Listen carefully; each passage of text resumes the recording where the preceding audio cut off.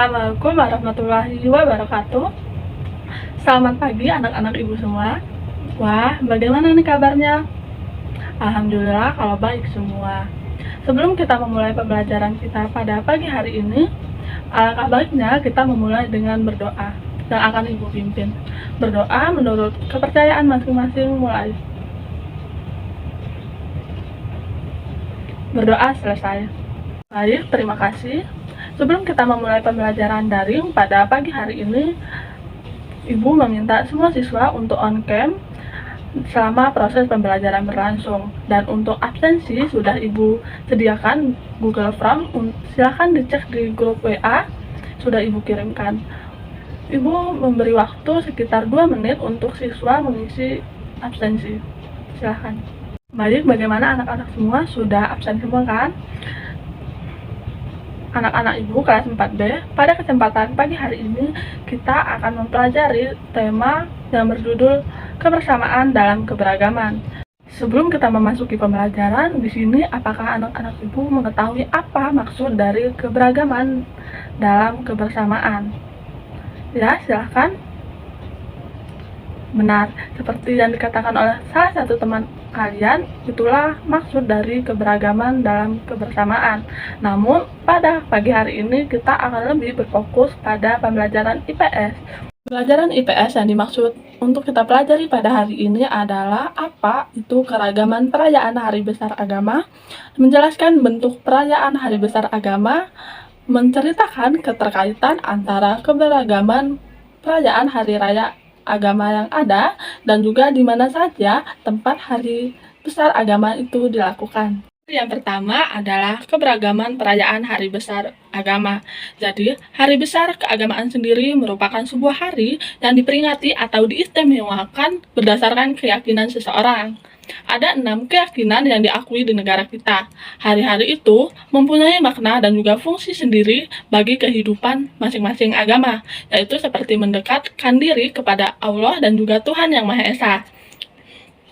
Dikarenakan banyaknya ragam perayaan hari raya di Indonesia, bukan suatu hal yang membuat kita harus bermusuhan dengan keragaman yang ada, melainkan dengan adanya keragaman, kita bisa menunjukkan bahwa semboyan Bhinneka Tunggal Ika merupakan ciri khas dari bangsa Indonesia, yaitu berbeda-beda tetapi tetap satu. Baik anak-anak semua, itulah pengertian dari keberagaman perayaan Hari Besar Beragama. Selanjutnya, kita akan mempelajari tentang bentuk perayaan Hari Besar Beragama dan juga apa saja agama yang ada di Indonesia. Yang kita ketahui bersama bahwa agama di Indonesia itu yang diakui ada 6. Yang pertama adalah Islam. Untuk hari perayaannya sendiri itu ada Idul Fitri dan juga Idul Adha. Yang kedua ada Kristen, Protestan, dan juga Kristen Katolik. Untuk hari perayaannya sendiri itu ada Natal. Yang selanjutnya ada Buddha. Untuk hari perayaannya sendiri ada Waisak. Yang selanjutnya ada agama Hindu. Untuk hari perayaannya ada Nyepi. Dan yang terakhir ada agama Konghucu. Untuk hari perayaannya adalah Imlek. Baik, itulah bentuk dari hari perayaan dari agama yang ada di Indonesia. Selanjutnya di sini Ibu akan mencontohkan tentang apa saja bentuk perayaan yang ada di berbagai agama. Seperti yang anak-anak lihat pada gambar, di situ ada perayaan hari raya Islam, Kristen, dan juga Hindu. Yang pertama ada Idul Fitri. Idul Fitri sendiri identik dengan bersilaturahmi dari tetangga satu ke tetangga lainnya. Dan juga banyak sekali makanan-makanan khas yang ada di Lebaran, seperti rendang, opor, dan lain-lain. Ada juga kue yang banyak sekali untuk dihidangkan kepada tamu. Hari Idul Fitri itu adalah hari perayaan kemenangan dikarenakan umat Islam telah berpuasa selama 1 bulan penuh. Pada gambar di sampingnya itu ada perayaan agama Kristen, yaitu perayaan Natal. Perayaan Natal identik dengan tanggal 25 Desember. Dan juga identik dengan pohon Natal, kado, atau bertukaran kado dengan teman-teman, saudara, dan juga keluarga, menghias pohon Natal, dan tak kalah penting adalah adanya Sinterklas. Pada gambar di bawah ada gambar hari perayaan Hindu, yaitu Nyepi. Nyepi sendiri itu identik dengan semua orang Hindu yang dilarang melakukan aktivitas sehari-hari, seperti bekerja, belajar, dan sebagainya. Itu harus diberhentikan pada hari itu mulai dari pagi hingga sore.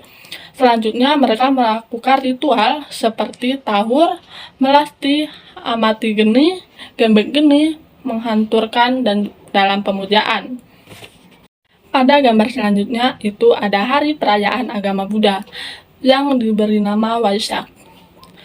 Waisak sendiri itu identik dengan mengibarkan bendera Buddha di semua rumah orang Buddha yang diberikan secara gratis oleh pemuka agama Buddha, dan juga mengunjungi kuil untuk melakukan ritual. Pada gambar terakhir itu ada perayaan hari raya untuk agama Konghucu, yaitu Imlek.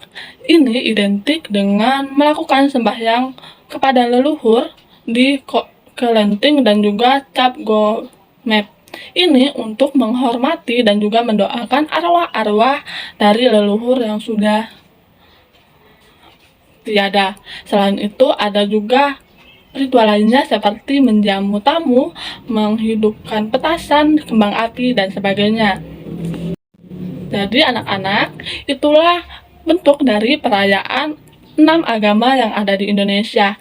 Dari ke-6 tersebut memiliki bentuk perayaan yang berbeda-beda. Namun, kita harus saling menghormati bentuk perayaan masing-masing agama agar terciptanya bangsa yang harmonis dan saling menghargai satu sama lain. Nah, setelah Ibu menjelaskan tentang apa itu keberagaman perayaan hari besar beragama dan juga seperti apa bentuk-bentuk dari perayaan hari besar agama, selanjutnya Ibu meminta kalian untuk membuat cerita yang berkaitan dengan keragaman hari besar yang ada di sekitarmu.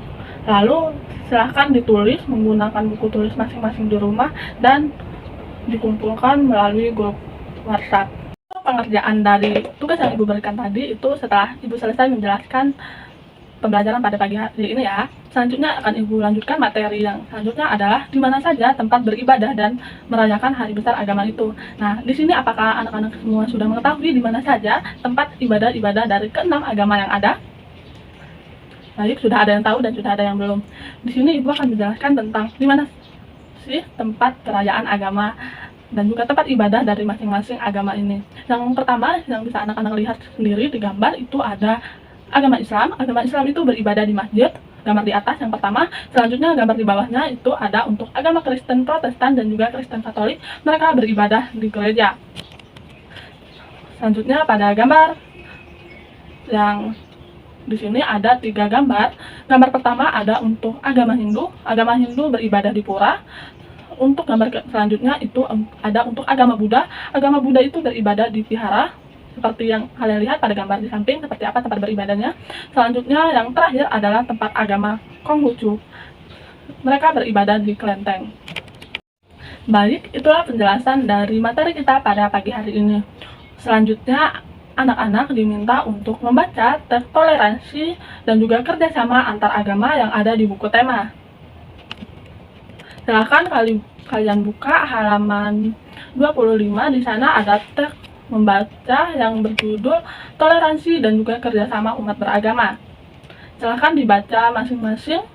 Baik, setelah anak-anak semua membaca teks toleransi dan juga kerjasama antar beragama, di sini Ibu telah menyiapkan 5 soal yang berkaitan dengan materi kita pada pagi hari ini dan juga berkaitan dengan teks yang akan kalian baca. Di sini Ibu telah menyiapkan 5 soal. Kalian sudah mengerti semua tentang soal-soal yang sudah Ibu berikan.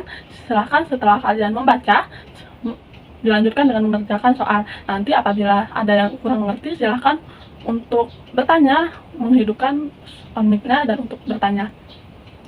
Jadi dipersilahkan kepada anak-anak semua untuk mengerjakan tugas yang sudah Ibu berikan dan juga membaca teks terlebih dahulu sebelum mengerjakan tugas. Selanjutnya, Ibu beri waktu sekitar 2 dikali 35 menit untuk mengerjakannya dan mengirimkan hasil dari tugas kalian di grup WhatsApp. Sebelum kita menutup pembelajaran kita pada pagi hari ini, Ibu akan menyampaikan kesimpulan dari pembelajaran kita pada pagi hari ini. Indonesia merupakan negara yang memiliki ragam budaya dan juga adat istiadat yang begitu banyak, tak terkecuali agamanya. Di Indonesia sendiri terdapat 6 agama yang diakui. Wah, banyak sekali bukan? Namun dengan keberagaman ini, tidak harus adanya saling pecah belah. Justru dengan adanya keberagaman ini menciptakan suatu keunikan dari semua hal yang ada. Anak-anak, kita harus saling menghormati dan juga menghargai agama lain. Mengapa? Karena kita merupakan makhluk sosial, di mana dipastikan kita tidak akan bisa hidup sendiri tanpa bantuan orang lain. Semoga dengan pembelajaran ini, anak-anak bisa mengimplementasikan ilmu yang kalian dapat dalam kehidupan sehari-hari. Sekian dari Ibu akhiri. Wassalamualaikum warahmatullahi wabarakatuh. Selamat pagi.